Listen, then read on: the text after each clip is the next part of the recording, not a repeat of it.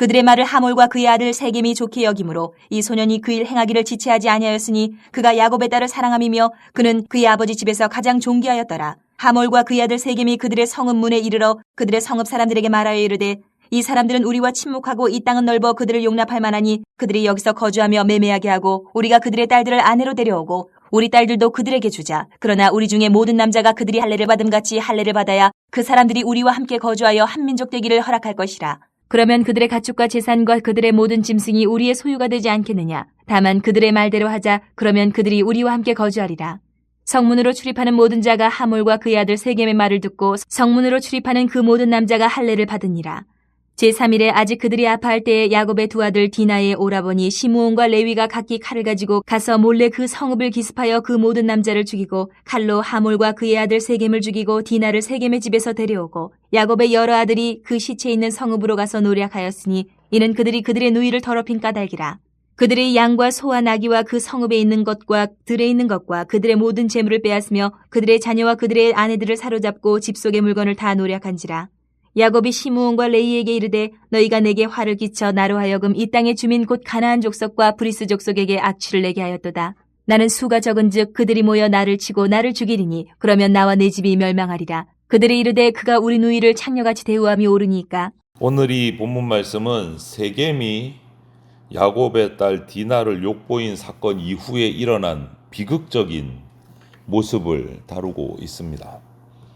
하몰과 세겜은 야곱 집안과 통혼하고 함께 살자, 우리 한 민족이 되자 이렇게 제안을 합니다. 그런데 그 제안이 순수한 제안이 아니었어요. 오늘 본문을 보면 그 속에 야곱의 많은 재산을 자기들이 같이 차지하려는 탐욕이 숨어있는 제안이었어요.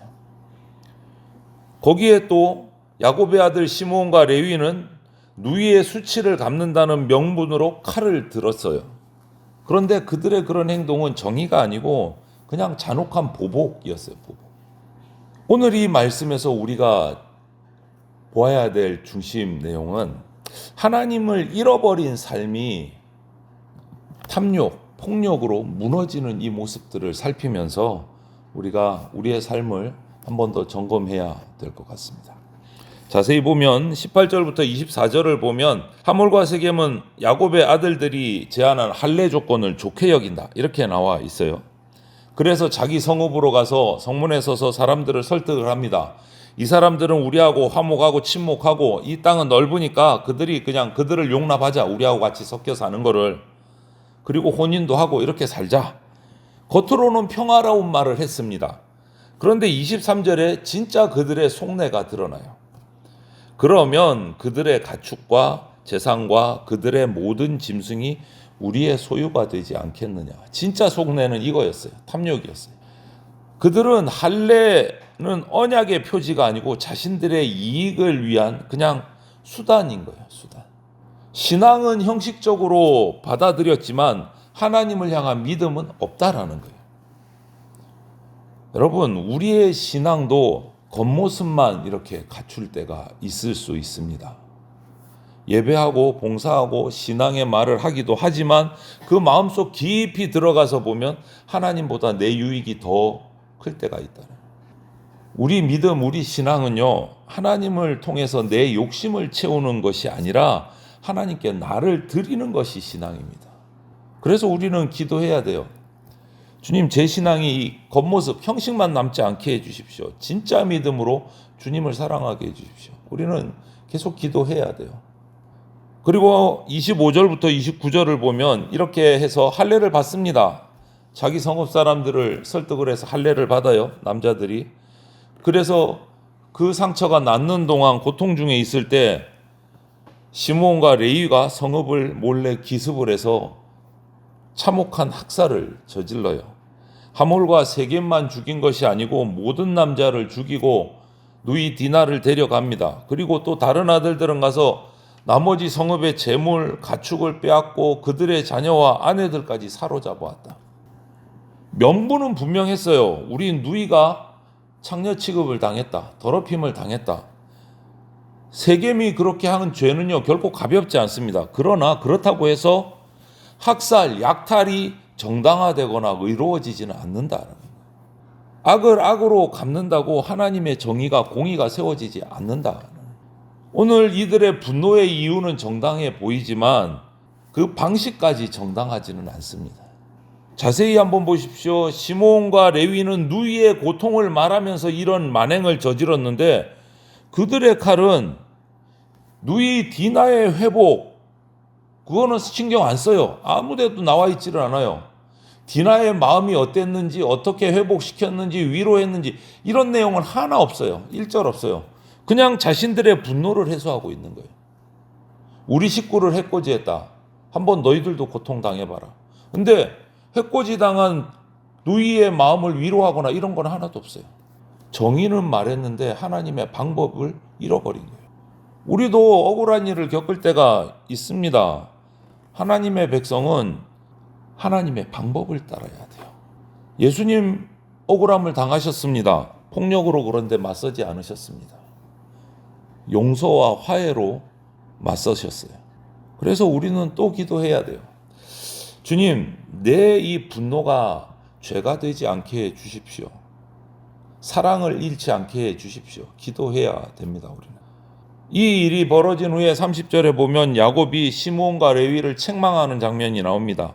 너희가 내게 화를 끼쳤다. 이 땅 주민들에게 내 악취가 나게 했다. 그들이 이제 연합해서 나를 치면 우리 집은 멸망한다. 야곱의 염려 현실적입니다. 틀리지 않습니다. 정확하게 봤어요. 그런데 그 말에 중요한 게 하나 빠져 있어요. 딸 디나의 그 상처를 위로하거나 품어주는 내용은 하나도 없어요. 할례라는 거룩한 언약의 표지를 복수의 도구로 사용한 죄에 대해서 그 아들들을 가르치고 다독일 영적인 통찰력이 보이지를 않아요. 그냥 자기 죽을 걱정, 우리 가족 망하는 걱정, 그것만 인간적인 걱정만 하고 있어요. 딸이 얼마나 고통스러운지, 아들이 할례를 가지고 악용한 데 대한 어떤 하나님에 대한 뜻을 묻거나 그거 하나도 없는 거예요, 지금. 그러니까 이 아들들이 또 반문을 하잖아요. 31절에 그가 우리 누이를 창녀같이 대우함이 옳으니까 항변을 해요. 그 말도 일리는 있어요. 그런데 그들 역시도 앞서 말씀드린 것처럼 누이 디나의 회복보다는 분노의 칼이 먼저 나갔어요. 진짜 핵심을 놓치고 있는 거예요.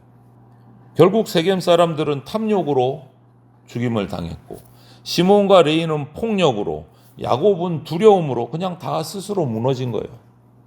하나님 앞에서 다 무너진 거예요. 모두 자기만의 이유를 얘기하고 주장하지만 하나님 앞에서 하나님의 뜻을 묻고 회개하고 하나님의 뜻에 순종하는 사람은 하나도 안 보여요. 여러분, 언약 백성도 하나님의 백성도 하나님의 실제하심을 인식하고 하나님 앞에 서지 않으면 세상과 똑같이 살아가게 됩니다. 그래서 우리는 우리 정체성을 붙들어야 돼요. 나는 세상에 속한 자가 아니고 하늘에 속한 하나님의 백성이다. 이것을 잊지 않아야 됩니다. 세상 방식으로 사는 사람이 아니라 하나님 나라 백성이다. 세상의 분노, 두려움이 아니라 하나님의 뜻을 따라가는 사는 백성이다. 이것을 우리가 잊지 않아야 됩니다. 하나님이 사랑하시는 성도 여러분, 오늘도 우리 이 말씀을 묵상하면서 이 말씀이 우리에게 던지는 질문들을 정확하게 받고 대답할 수 있어야 됩니다. 내 신앙의 동기는 하나님을 사랑하는 건가? 하나님을 통해서 뭔가 얻으려고 하는 건가? 한번 점검해 봐야 돼요. 내가 분노하는 방식은 하나님의 뜻대로 하는 방식인가? 점검해야 됩니다. 내가 가장 두려워하는 것은 하나님의 뜻을 잃는 것인가? 아니면 내 안전, 내 체면인가? 한번 우리는 스스로에게 질문을 해봐야 됩니다. 우리 예수님은 십자가에서 친히 죄와 폭력을 다 당하셨습니다. 그리고 그것을 사랑으로 다 갚아서 승리하셨어요. 십자가에 선 하나님의 사람이라면 탐욕을 내려놓고 복수를 내려놓고 두려움도 내려놓고 하나님의 방법을 묻고 그 방법대로 살아가야 돼요. 오늘 하루도 우리가 탐욕이 아니라 믿음으로 살아가기를 축복합니다. 분노가 아니고 거룩함으로 살아가기를 축복하고 내 안위가 아니라 하나님의 백성다운 삶을 살아갈 수 있게 되기를 축복합니다. 주님께서 우리 마음을 다 다스려 주셔서 세상 속에 살지만 세상에 물들지 않는 그런 하루를 살아갈 수 있게 되기를 주님의 이름으로 축원을 드립니다. 아멘.